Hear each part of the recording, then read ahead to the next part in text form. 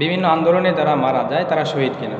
এক্ষেত্রে আমাদের একটা বিষয় জানতে হবে, কোনো কর্মের পরকালীন প্রতিদান পেতে হলে আমাদের দুটি বিষয় লক্ষ্য রাখতে হবে। এক নম্বর হচ্ছে নিয়ত, দ্বিতীয় হচ্ছে কর্মটা হালাল হওয়া। যদি নিয়ত ভালো থাকে, কর্মটা হালাল হয়, তাহলেই পরকালীন প্রতিদান পাওয়া যাবে, আর না হলে নয়।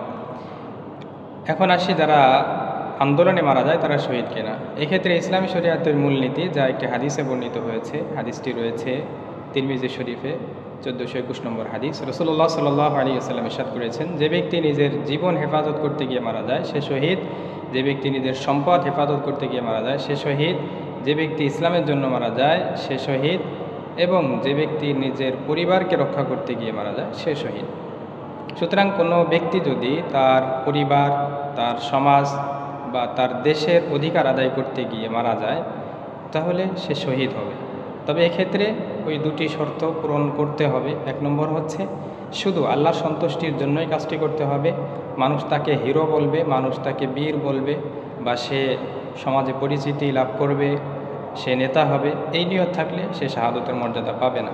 দ্বিতীয়টি হচ্ছে এই কর্ম করতে গিয়ে বা আন্দোলন করতে গিয়ে কোনো অপকর্মের সাথে জড়িত হওয়া যাবে না। কর্মটা যদি করতে গিয়ে, আন্দোলনটা করতে গিয়ে কোনো অপকর্ম করলে বা অবৈধ কোনো কাজ করলে সেও শাহাদতের মর্যাদা পাবে না।